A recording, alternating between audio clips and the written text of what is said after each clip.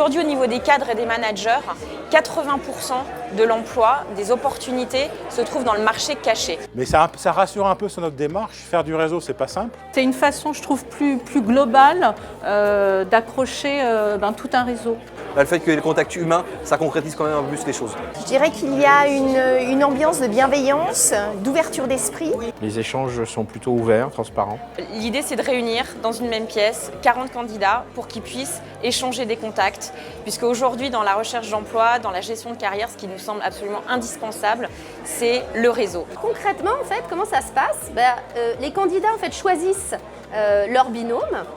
Ils vont constituer un binôme, ils choisissent leur partenaire et à l'aide d'une fiche candidat, ils vont pouvoir en fait regarder les marchés cibles dans lesquels le candidat souhaite se repositionner avec toute la liste de ces entreprises. Comme ça, concrètement, ils peuvent vraiment aider à trouver quelqu'un dans cette entreprise cible. Pour les aider également dans cet échange, nous avons créé une fiche réseau dans laquelle ils peuvent noter les coordonnées du candidat, le secteur d'activité concerné et le contact dans l'entreprise.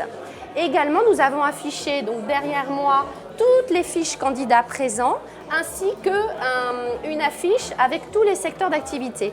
Alors en fait, les étiquettes, c'est des codes couleurs par rapport au secteur d'activité. Donc par exemple, rose, c'est le secteur du luxe. Donc je vais en priorité voir des personnes qui sont dans le même secteur pour essayer de pouvoir échanger sur nos contacts réciproques.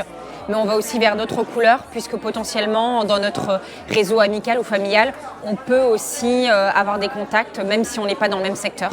On essaie de rencontrer des personnes qui potentiellement peuvent se rapprocher du secteur d'activité dans lequel on recherche. Au final, les réseaux sont, disons qu'entre guillemets, le monde est assez petit et au final, les gens ont tous des connexions sur des secteurs qui pourraient nous intéresser. Et là, le hasard a fait que je suis même tombé sur quelqu'un dont l'épouse était elle-même dans ce métier sur une partie de la région parisienne qui m'intéresse en matière de prise de contact. Donc vous voyez, tout va bien. L'atelier, c'est vraiment un outil très intéressant parce que ça nous permet de nous mettre en lien sur des profils qui sont complètement différents, pas uniquement dans le secteur des ressources humaines me concernant. Ce qui est important dans le réseau, c'est d'avoir une nouvelle posture. Bien souvent, il y a beaucoup de freins culturels. Beaucoup de gens nous disent « mais je ne veux pas être en demande, je ne veux pas déranger les gens ».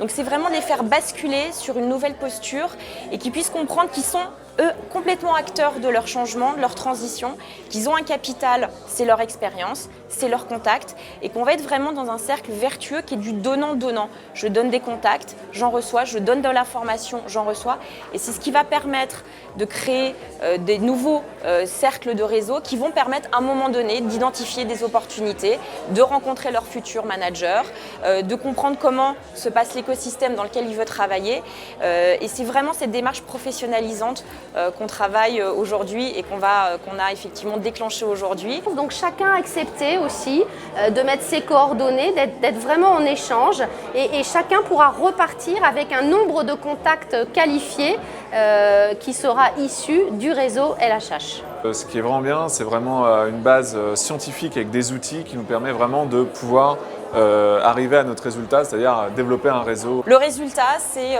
des personnes qui sont ensemble, qui travaillent ensemble, qui échangent des contacts, on est dans le partage. Ce qui est positif avec cette matinée-là, c'est qu'il y a un effet de groupe, il y a un effet de masse.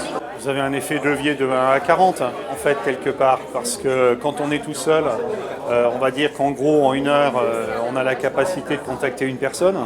2 personnes, 3 personnes maximum. Là, en quelques minutes, j'ai eu en potentiel en fait une quarantaine de contacts.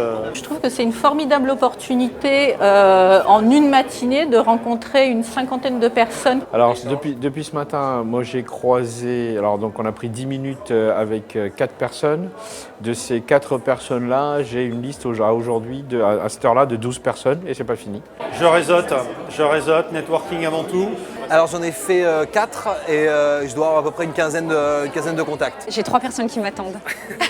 Ça rassure et puis ça prouve qu'aller vers les gens et dire clairement qu'on recherche, c'est gagnant parce qu'il y a beaucoup de gens qui veulent vous aider en fait.